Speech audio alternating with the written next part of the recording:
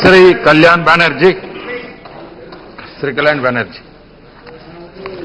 Sir, broadly we are supporting this bill, but we have some suggestions, some requests. Very closely we have examined the provisions of the Constitution's 122nd Amendment Bill 2014. There are still some major concerns of the state that have not been appropriately addressed. We have a request to the Honorable Finance Minister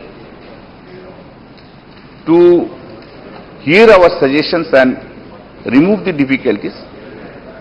Since I have said that broadly we have agreed to this one. So far the GST compensation is concerned, it was unanimously agreed that the state should be compensated by the Government of India for loss of revenue for at least 5 years. We are strongly of the view that this should be guaranteed by the Constitution itself. Section 19 of the bill as it stands today, quote, Parliament may by law on the recommendation of the Goods and Service Tax Council provide for compensation to the states for loss of revenue arising on account of implementation of the Goods and Services Tax for such period which may extend to 5 years, unquote. We suggest that in section 19 of the bill the words, quote, Parliament may, unquote, the words, quote, Parliament shall, unquote, be substituted. Further, the words, quote, for such period which may extend to 5 years, unquote, should be replaced by the words, quote, for a period not less than 5 years, unquote.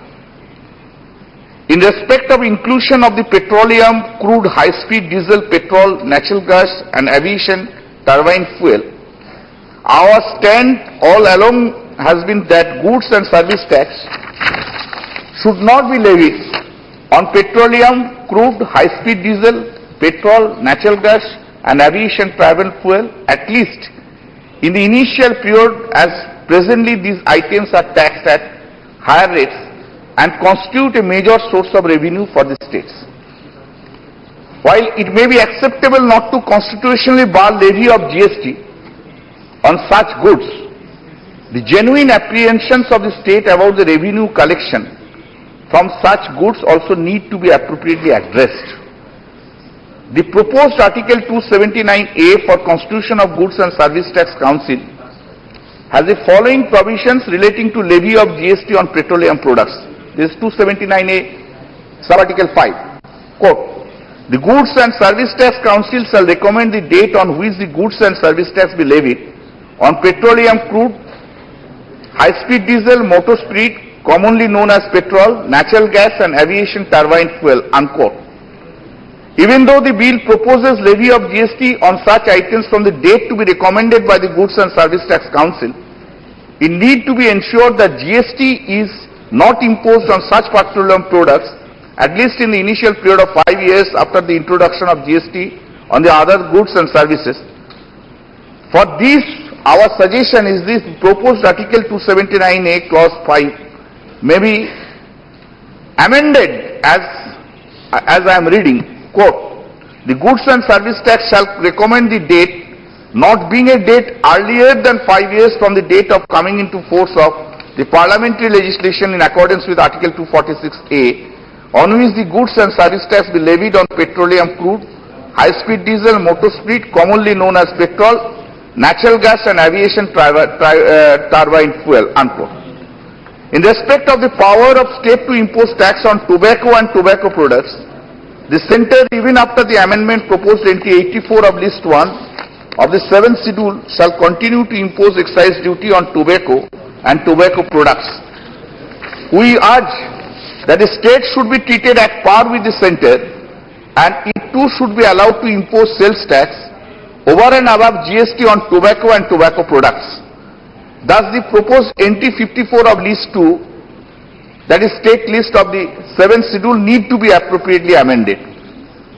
Regarding the proposed new Article 269A in the GST bill, we would like to mention that since the revenue of the states will depend on the interstate transactions, they must have the authority to verify the transactions. So far, providing legal framework, it is absolutely necessary that the relevant enabling clause should be added to the proposed Article 269A, as was earlier recommended by the Empowered Committee.